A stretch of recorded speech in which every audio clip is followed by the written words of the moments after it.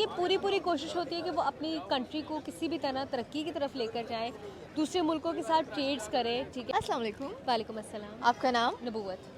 नबूवत, मुझे ये बताएं कि अगर हम बात करें इंडियन रुपी की, तो इस वक्त जो इंडिया है वो 10 ऐसी कंट्रीज़ जो कि स्मॉल हैं बहुत ज़्यादा, इसमें बांग्लादेश आ जाता है, श्रीलंका आ जाती है, यूनाइटेड अरब अमारात, ये सारी कंट्रीज़ जो से इतनी एज़ मच स्ट्रॉन्ग नहीं जितनी हमें देखने में मिलती हैं। ठीक हो गया, उनके साथ अपनी करेंसी में ट्रेड करेगा और डॉलर को टक्कर देगा। तो आपको क्या लगता है कि इंडिया में ऐसी क्या बात है कि वो अपनी करेंसी की भी वैल्यू बहुत ऊपर लेके जा रहा है? सबसे पहली बात तो ये कि वो बजाय इसके कि वो आपस में लड़ें, they are trying to make their country progressive. ठीक है। यहाँ पे हर चीज़ की जो है ना वो जंग नहीं चल रही। ठीक है। यहाँ से मुराद इंडिया में। ठीक है। वहाँ पे हर चीज़ की जंग नहीं चल रही। उनकी पूरी पूरी कोशिश होती है कि वो अपनी कंट्री को किसी भी तरह तरक्की की तरफ लेकर जाएं, दूसरे मुल्कों के साथ ट्रेड्स करें। ठीक है। वो ये नहीं चीज़ सोचते कि यार अच्छा इनके साथ हमारी ये लड़ाई है वो लड़ाई है। हर चीज़ की कम्युनिकेशन के साथ सॉल्व की जा सकती है, तो वो कम्युनिकेट करते हैं, सॉल्व करते हैं और वो इस तरह तरक्की पा रहे हैं। सही हो गया। अच्छा, मुझे बताएं कि अगर हम अपनी बात करें तो हमारे पैसे की कोई इतनी वैल्यू नहीं है। एक ज़माना था जब वैल्यू थी, लेकिन अब वो बहुत ज़्यादा डिक्रीज़ हो चुकी है और हम डॉलर्स में ट्रेड करते हैं। डॉलर भी कभी अप डाउन जा रहा होता है। अमेरिका की बातें हम लोग सुनते हैं, तो इंडिया वाहिद ऐसा मुल्क है जो कि खुद इंडिपेंडेंट हो रहा है और साथ में वो दूसरों को भी टक्कर दे रहा है, इतनी बड़ी पावर्स को भी। हमारी अपनी लड़ाइयाँ ख़त्म होंगी तो हम अपने मुल्क की तरफ ध्यान देंगे ना। हमारी यहाँ पे तो मार्च ही नहीं ख़त्म होती। हर दूसरे दिन स्कूल बंद हो जाते हैं, किस दिन रोड बंद हो जाती है, किस दिन कुछ हो जाता है, किसी दिन किसी को कोई तबलीगी चीज़ करनी याद आ जाती है, किसी को कुछ याद आ जाता है। ये चीज़ें ख़त्म होंगी तो हम अपने मुल्क की तरफ ध्यान देंगे ना। हर किसी की तो अपनी अपनी जंग चल रही है, मज़हब की अलग जंग चल रही है, मुल्क कौन चलाएगा उसकी एक अपनी जंग चल रही है, मुल्क कैसे चलेगा उसकी एक अपनी जंग चल रही है। अपनी तो वो अपनी जो चीज़ है ना वो नहीं ख़त्म हो रही, मैं नहीं ख़त्म हो रही है।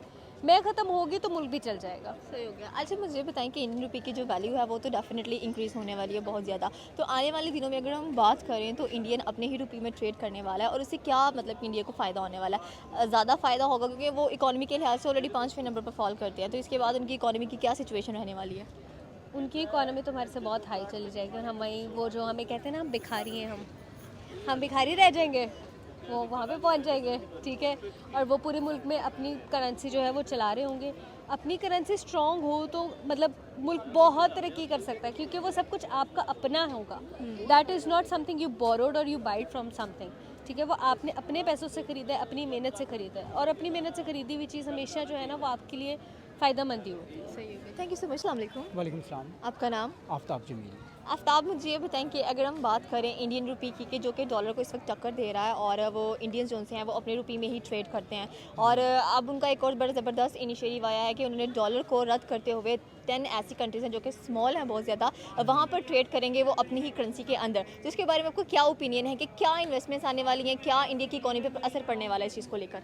देखें, ऑब्वियसली वहाँ पे इन्वेस्टमेंट्स आने वाली हैं। एप्पल वहाँ पे जा रहा है और कुछ कंपनीज ऐसी हैं जो वहाँ पे मूव करना चाह रही हैं। इंडिया इस टाइम पे ग्रूम कर रहा है। उसकी रीज़न्स हैं, कुछ रीज़न्स ये हैं कि they are working on their skills. वो लोग अपनी स्किल्स के साथ कॉन्शियस हैं, अपनी स्किल्स को प्रमोट करते हैं एंड दैट्स वाई जहाँ पे स्किल होती है वहाँ पे लोग आते हैं और लोग आपको लेके जाते हैं। ये चीज़ होती है। एक वर्ड आपने सुना होगा, टके की वैल्यू नहीं है। तो बांग्लादेश की जो करेंसी है ना वो टका है। हमारी इस टाइम पे वैल्यू पाकिस्तानियों की टके की भी नहीं है, क्योंकि अगर आप टके को देखें तो वो तकरीबन एक पाकिस्तानी रुपए के मुकाबले में 2 रुपये 18 पैसे यानी कि आपसे 2 गुना ज़्यादा है। इसी तरह इंडियन रुपी जो है वो अप्रॉक्सीमेटली 2.5 रुपये 2 रुपये 70 पैसे के करीब है। तो ऑब्वियसली उन्होंने अपनी जो उनकी इकॉनमी है उसे इस्टेब्लिश किया है, उसे बूस्ट किया है और they are now at a place कि जहाँ पे वो डिमांडिंग पोजीशन पे हैं, वो डिमांड कर सकते हैं।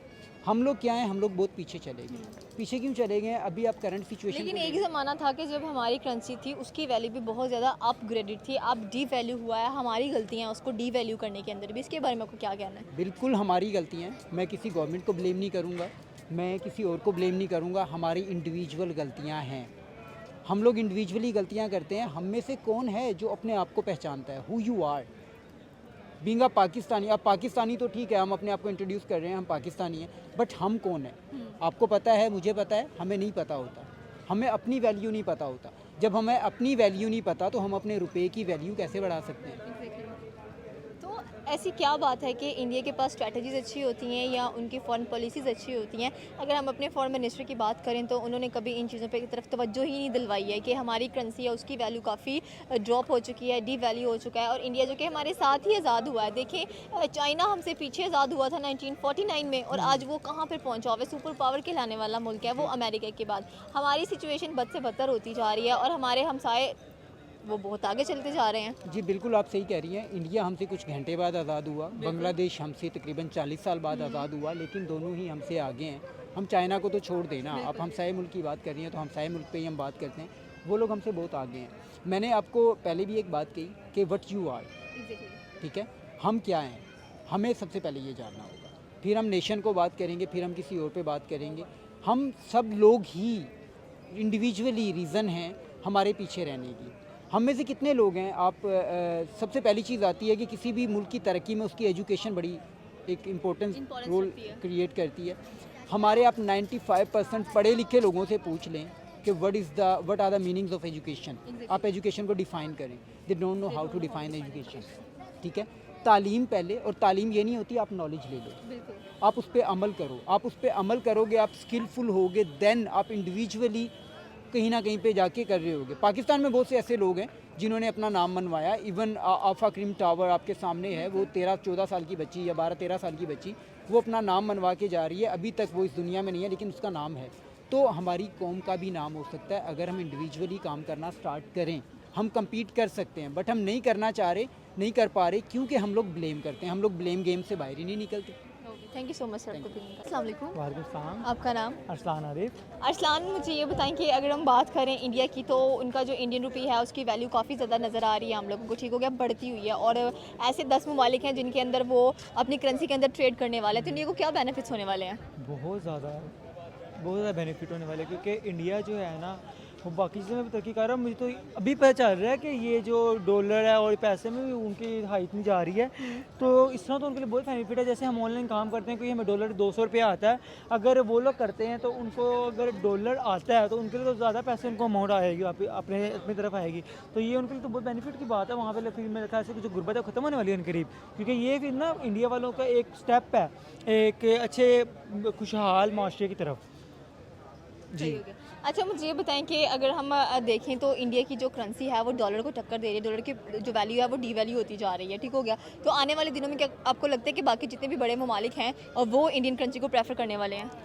ऑफ कोर्स करेंगे, क्योंकि जो इंडिया है ना वो बाकी टेक्नोलॉजी पॉइंट ऑफ व्यू से, डेयरी फार्म के पॉइंट ऑफ व्यू से ना अच्छा जा रहा है, और बाकी ममालिकों से कॉन्टैक्ट करके मतलब चीज़ें लेते भी हैं और देते भी हैं, ठीक है। जब करेंसी अपनी इम्प्रूव कर रहे हैं तो फिर करेंसी के पॉइंट ऑफ व्यू से भी ये चीज़ होगी, इम्प्रूव होगी, काफ़ी अच्छी होगी। लोग कॉन्टैक्ट करना चाहेंगे। अब आपके पास पैसे ज़्यादा हों तो मैं आपसे बेनिफिट लेना चाहूँगा ज़रूर, तो इस तरह ही होगा। अच्छा, अगर हम अपनी करेंसी की बात करें तो हमारी करेंसी इस वक्त काफ़ी डी वैल्यू नज़र आती है, उसकी कोई वैल्यू नहीं है। तो एक ज़माना था जब पाकिस्तानी करेंसी की भी बहुत वैल्यू थी, तो हमारी करेंसी को कब वो दोबारा रुतबा मिलेगा जो उसके पास पहले था? मेरे ने ख्याल से नहीं फ़िलहाल, क्योंकि हमारे जो यहाँ के लोग हैं वो उल्टी अपनी चीज़ों में फंसे हुए हैं इधर उधर की ना, तो वहाँ से वो हटेंगे तो फिर ही कुछ अच्छा होगा। सही हो गया। अच्छा, मुझे ये बताएं कि इंडिया को ज़ाहिर सी बात है बेनिफिट्स बहुत ज़्यादा होने वाले हैं, तो ऐसा क्यों है कि वो जो 10 कंट्रीज़ हैं वो मतलब कि एग्री हो गई हैं इंडिया के साथ उनकी करेंसी में ट्रेड करने के लिए? उनको क्या बेनिफिट्स नज़र आ रहे हैं? उनको पता है कि इंडिया जो है शातिर शहर है, वो निकल रही है आहिस्ता आहिस्ता आगे, जो है ना वो एक एक चीज़ करके, एक स्टेप करके, आहिस्ता आहिस्ता करके आगे जा रही है। वो ऐसे हाथ नहीं मारी, वो ऐसे करके सारी चीज़ें लेके जा रही है। तो जब ऐसे करके हर कोई चीज़ लेके जाता है ना तो हर कोई उधर जाना चाहता है। सही हो गया। Thank you so much. Welcome.